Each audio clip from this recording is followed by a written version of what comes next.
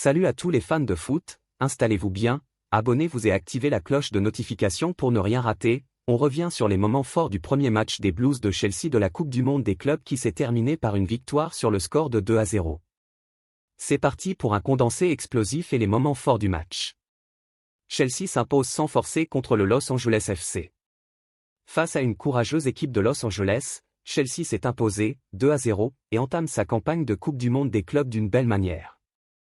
Après Manchester City, le Paris Saint-Germain et l'Atlético de Madrid, c'est au tour de Chelsea de faire son entrée dans la Coupe du Monde des clubs pour un match assez équilibré contre le Los Angeles FC de Giroud et Lloris. Au sein du sublime Mercedes-Benz Stadium d'Atlanta, les Blues, avec Neto, Palmer, Madueke et Jackson défiaient le club californien avec notamment Lloris et Bouanga alignés d'entrée. Nkunku, Giroud, Gusto, Andrei Santos et Sarr débutaient sur le banc. Et sans surprise, Chelsea s'installait tranquillement dans le camp adverse, mais sans vraiment se montrer dangereux. La première offensive venait de la gauche avec une percée de Madueke, qui butait sur Lloris, 18e.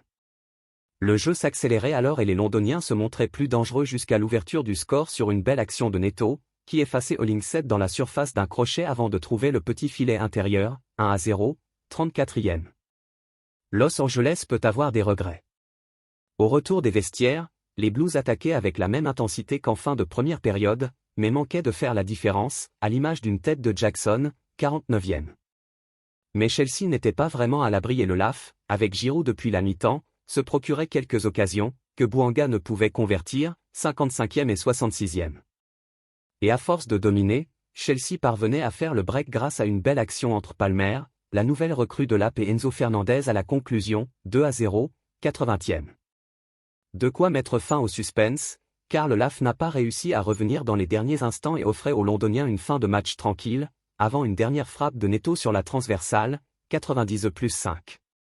Chelsea débute donc sa campagne de Coupe du Monde des clubs d'une belle manière et se place en tête du groupe D avant d'affronter les Brésiliens de Flamengo lors de la deuxième journée.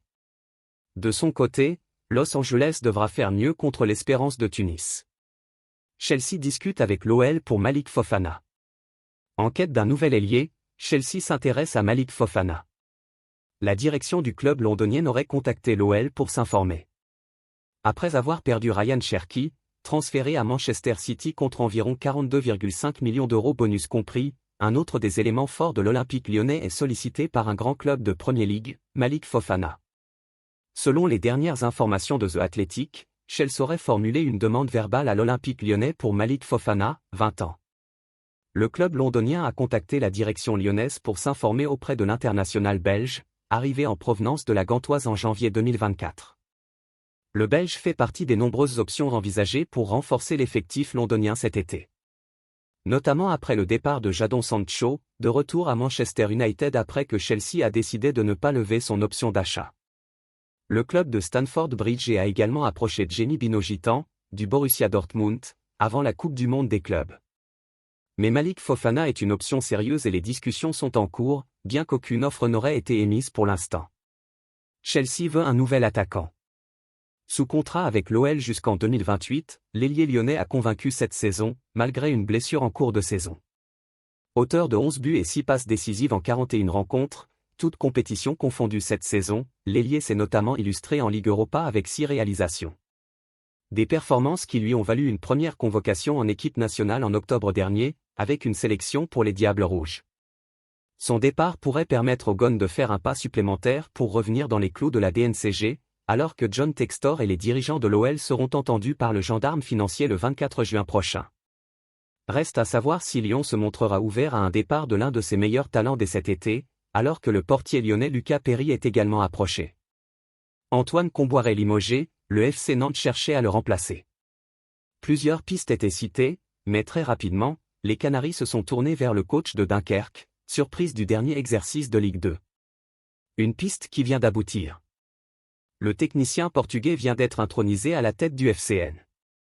Le FC Nantes annonce la nomination de Luis Castro, 45 ans, comme entraîneur principal du groupe professionnel. Le technicien portugais s'est engagé pour 2 ans, plus une année en option, avec le club des Bords de l'Erdre, indique le communiqué publié par les Canaries.